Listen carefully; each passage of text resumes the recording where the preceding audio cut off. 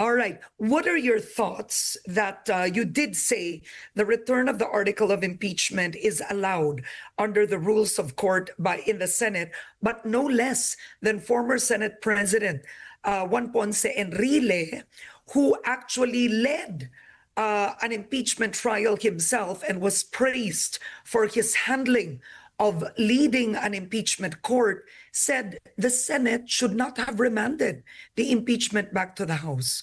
What are your thoughts, sir? Uh, you should perhaps all should perhaps look at the proper context how this evolved. First, a motion to dismiss was injected by Senator De La Rosa. Thereafter, the Senate approved that the word dismiss should be changed to remand. Thereafter, it was changed to return.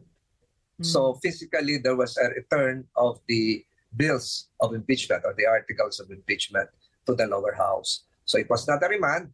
A remand would necessitate us starting anew. So it was just a return to produce the required certificate that the Senate is asking. And the Senate is allowed to do that because, as you mentioned, after we took our oath, we adopted the same rules of impeachment, Resolution 39, as well as the rules of court in a suppletory manner.